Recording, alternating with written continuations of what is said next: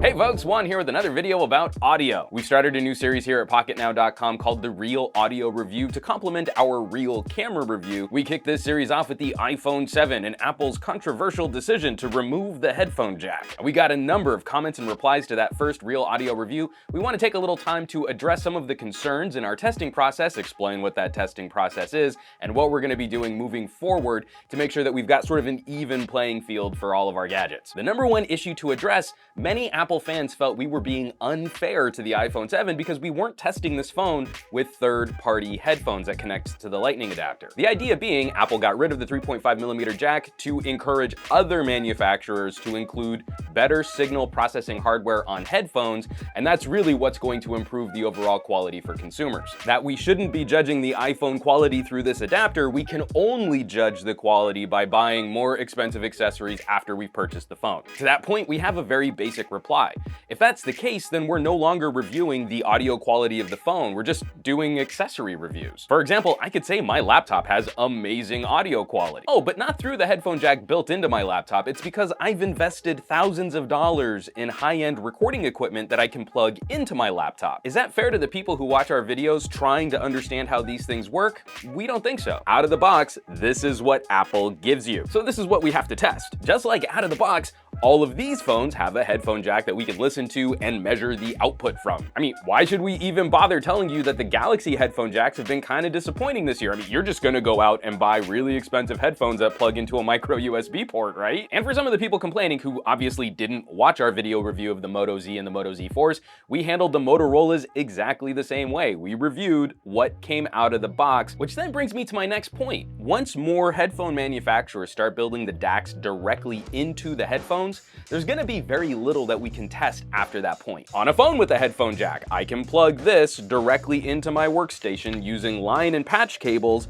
to get a very clear sample of what's coming directly out of the phone. Once I plug Lightning headphones into the iPhone, what can I really measure here? I've got one of two options. I can try and get mics and line them up with the little drivers on these ear pods, ignoring the fact that the ear canal is also partly responsible for creating the soundscape that you're listening to, and that recording these tiny little drivers out in the air does a huge disservice to how these things really work. Or two, I suppose I could try to cut the drivers off of these cables, take these lines, and then solder them onto some sort of 3.5mm jack, which I can then plug into my workstation. But honestly, my soldering skills, not that good. Moving forward for the Real Audio Review, we got a couple other comments from people requesting that we provide some kind of baseline product that we can gauge performance against. Some products that are gonna be better than our baseline, and some devices that are gonna be worse than our baseline. Over the weekend, I invested in this adorable little Fiio K1. This is a USB-powered 24-bit headphone DAC. This is a really discreet, small, bus-powered device that can connect to a number of different devices, from phones, tablets, laptops, desktops, to improve headphone quality.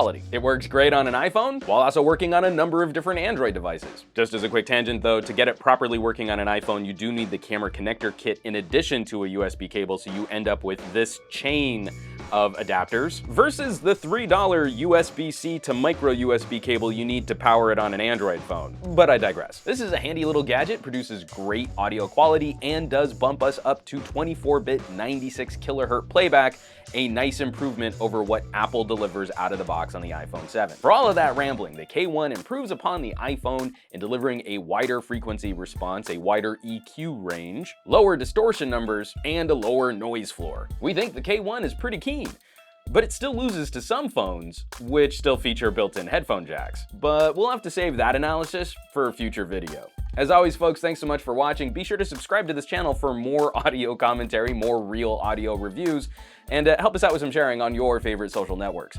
For Pocketnow, I'm Juan Carlos Bagnell, some gadget guy on Twitter and Instagram, and I will catch you all on the next video. Lower distortion numbers, and a lower distortion numbers, and a lower distortion numbers, and a lower distortion numbers,